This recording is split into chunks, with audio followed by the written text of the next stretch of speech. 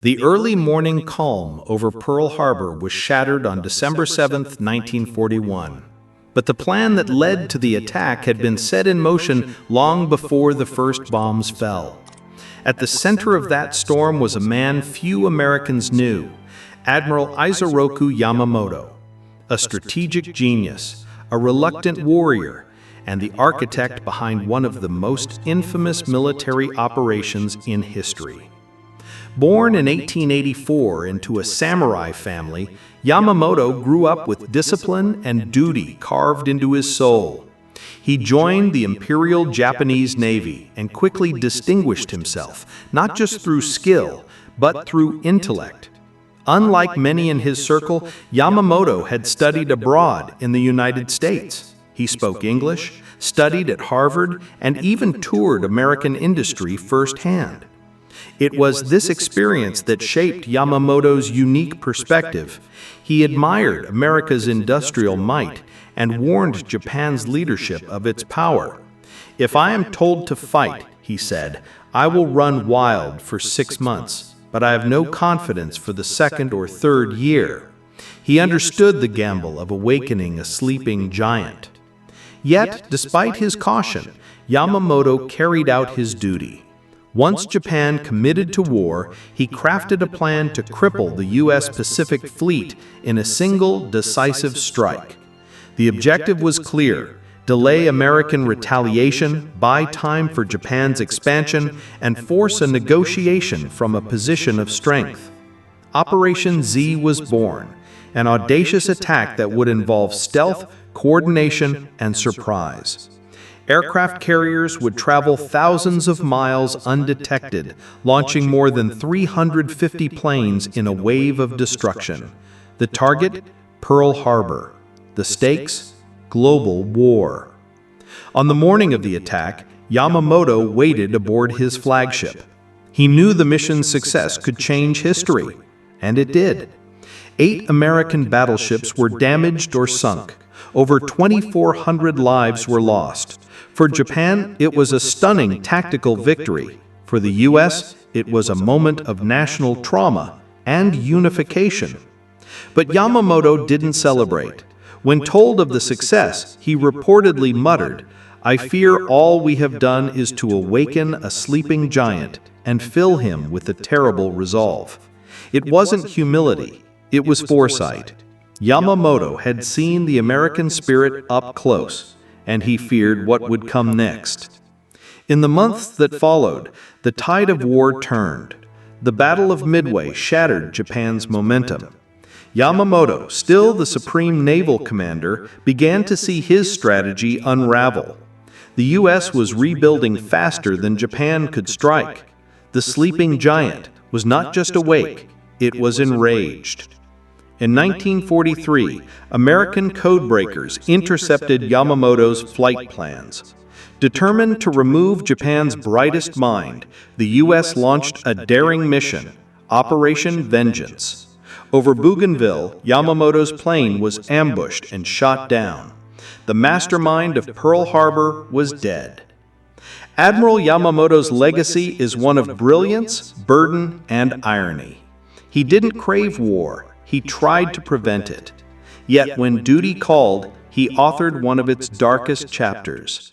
His story reminds us that even the most brilliant minds can be trapped by the machinery of war. Yamamoto's brilliance extended beyond Pearl Harbor.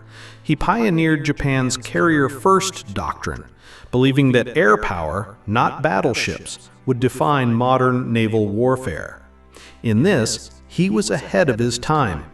His influence reshaped Japan's naval structure and echoed even into U.S. strategy post-war. Despite his rank, Yamamoto was often politically isolated. He disagreed with Japan's alliance with Nazi Germany and the path of aggressive militarism. His American sympathies earned him enemies among Japan's ultranationalists. But the emperor respected his strategic mind and trusted him with command. Privately, Yamamoto carried emotional scars. He lost friends in the Russo-Japanese War. He lost 2 fingers at the Battle of Tsushima. and he knew the human cost of every decision he made. His calm exterior often masked the weight of leading men to death. To American historians, Yamamoto remains a paradox.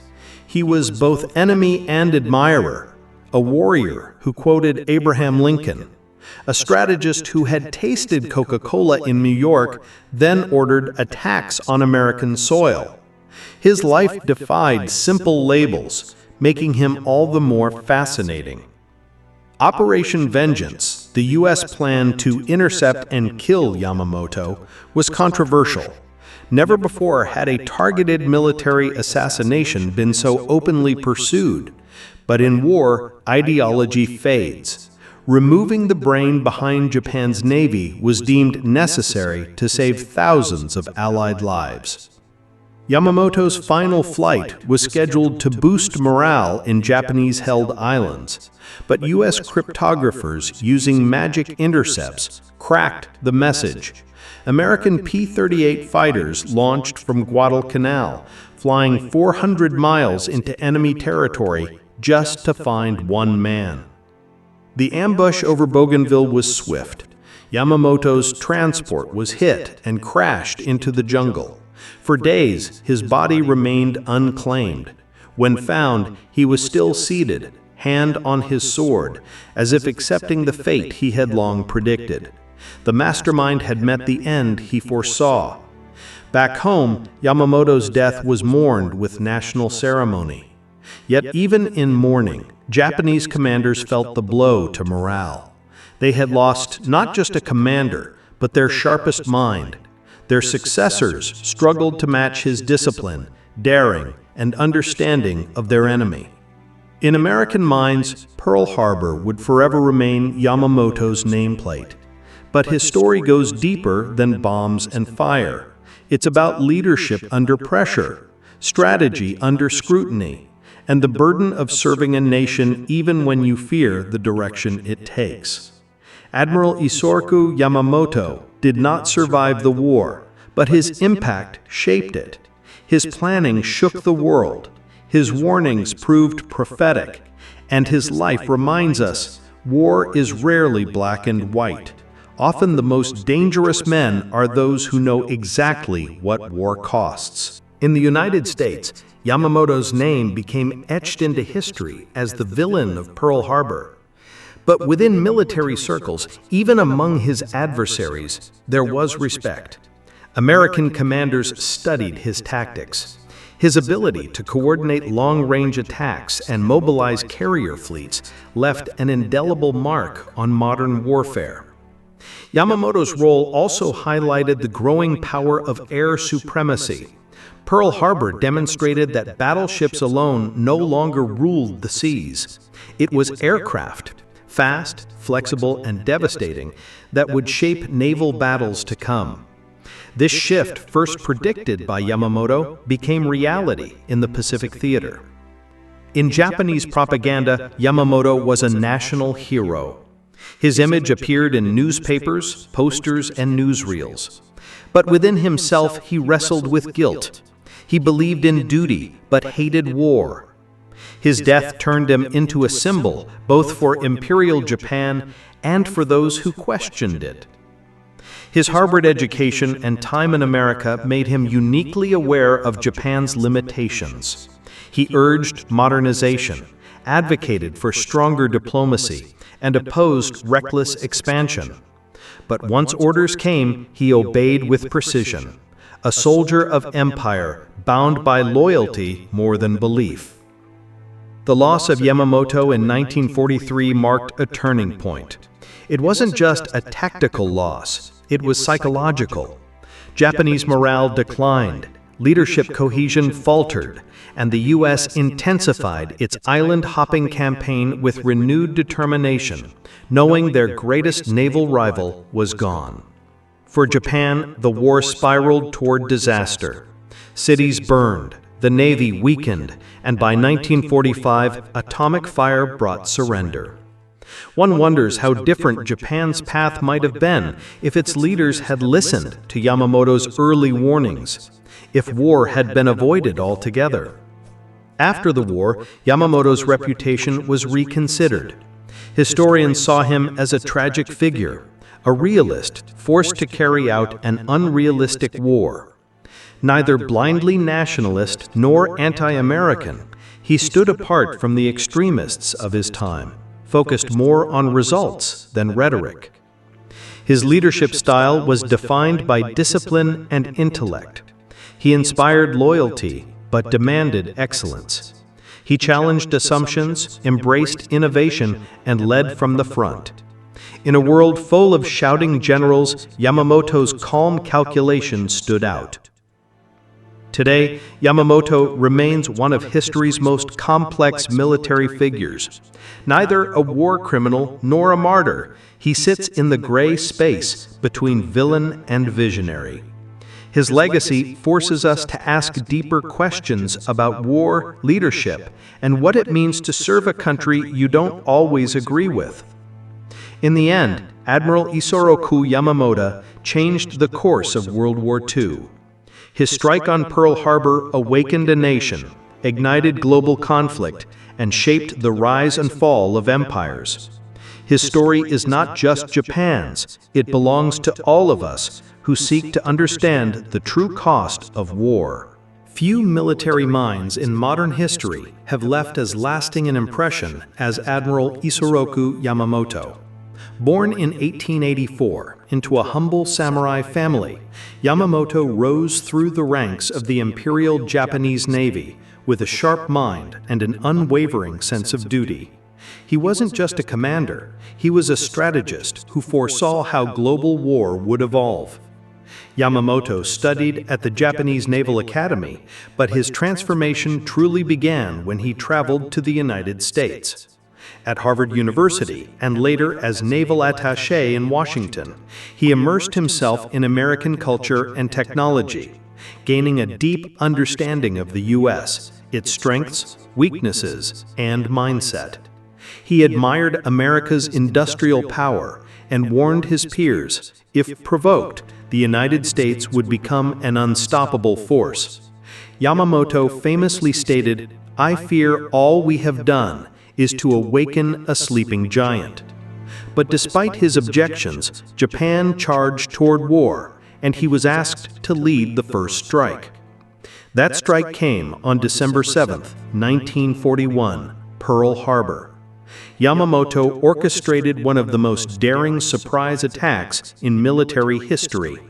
In just under 2 hours, much of the U.S. Pacific Fleet was crippled. The world stood stunned.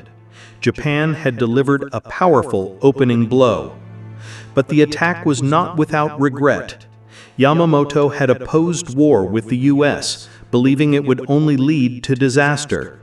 Once the decision was made, however, he executed the plan with ruthless precision. He believed in doing his duty, even when he disagreed with the mission. Pearl Harbor changed the world. Overnight, the United States entered World War II, but Yamamoto knew better than to celebrate. "I can run wild for 6 months. After that, I have no expectation of success." His words would prove prophetic. Yamamoto shifted focus to maintaining Japan's momentum. He championed the development of aircraft carriers and long-range bombing raids. He modernized the fleet, adapting Japan's strategy to rely on mobility and surprise rather than traditional naval strength. The Battle of Midway was a critical turning point. Yamamoto's complex plans were undone by American codebreakers. The Japanese lost 4 aircraft carriers, a devastating blow. Yamamoto was shaken. His empire had overreached. His 6-month window had closed. Behind the scenes, Yamamoto remained a controversial figure. Many within Japan's military elite distrusted him for his American sympathies. Yet his loyalty to the emperor and his country never wavered. He was a samurai at heart, strategic, disciplined, and honorable.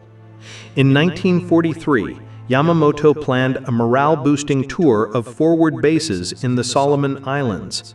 Unbeknownst to him, American cryptographers intercepted the travel plans. Operation Vengeance was born, an unprecedented mission to assassinate the mastermind of Pearl Harbor. American P-38 Lightning fighters flew a 1,000-mile round trip, an astonishing feat of navigation and precision. Over Bougainville Island, they spotted Yamamoto's transport plane. In a flash, the aircraft was shot down. Yamamoto, always calm under fire, died in the jungle.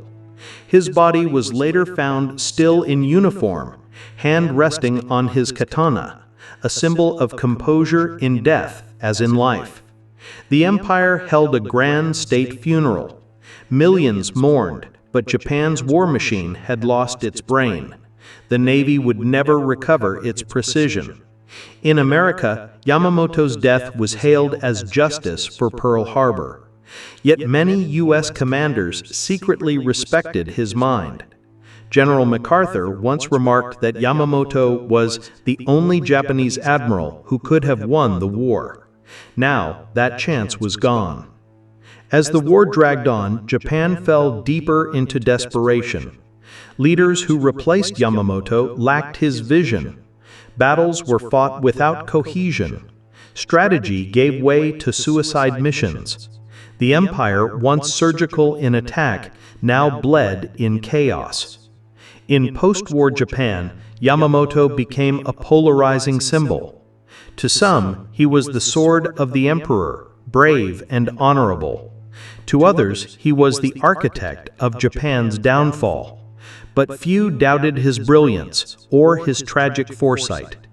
Today, scholars view Yamamoto as a realist in a militarist regime. He didn't thirst for conquest. He feared war.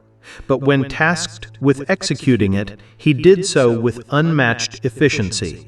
His genius was neither celebrated nor fully understood until long after his death. His career offers a lesson in moral conflict. In the face of ideology, Yamamoto stood for reason. In a world rushing toward war, he counseled caution. In command, he showed that leadership isn't about belief, it's about bearing responsibility for its consequences. While Pearl Harbor remains his most infamous act, Yamamoto's legacy is more than destruction. He represented a shift in warfare, a turning point in naval thinking. He combined Eastern honor with Western intellect, a duality that made him both feared and admired. Admiral Yamamoto was not a hero in the conventional sense, nor was he a villain without depth. He was a man who understood both the brilliance and futility of war. His story challenges us to look past battles and study the minds that planned them. In the smoke of Pearl Harbor and the jungles of Bougainville, the legend of Yamamoto endures. He is a figure carved not just in history books, but in the fabric of modern military thought. A master of war burdened by the tragedy he foresaw and could not prevent.